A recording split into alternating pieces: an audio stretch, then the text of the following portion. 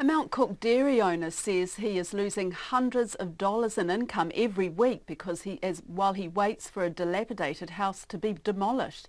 The Mount Cook house is in such a bad state of disrepair, the Wellington Council has been forced to temporarily close an adjacent walkway, fearing an earthquake or even strong winds could bring the house down.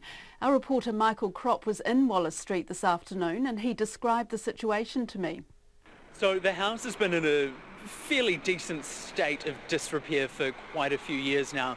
The new owners purchased it in March and they've got plans to demolish it. But last week when they had engineers having another closer look at the property, they said, gosh, this is quite precarious. So they got the council down because there's a walkway behind the house which leads from one side of this block to another block.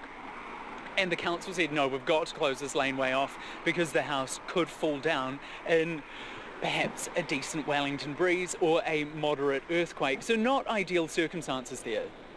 So it's on the verge of collapse?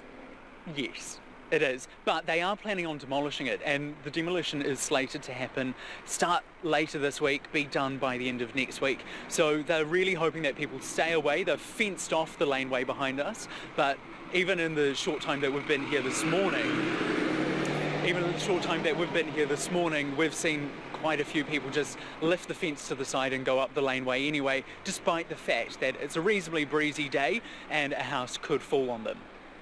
There's a dairy next door, I see, and are there other surrounding businesses? What sort of effect is that having on them?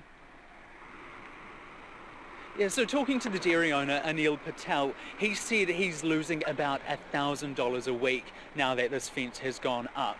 He said that's because there's a bus stop out the front of the dairy and people effectively don't want to take the route that's available to them. So most people aren't going down the laneway, and that's having an effect on his business, he says, because there is a lack of footpath up one way, and then if people go around the other way to the bus stop, they just don't walk past his dairy. So he also told me while I was having a chat with him that he's been on this site for about 12 years. This house has always been poorly maintained throughout those 12 years, and over the years he's also offered to help tidy the property up, but he was rejected each time.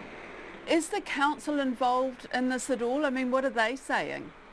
The council is involved. They are, of course, the ones who have closed off the laneway.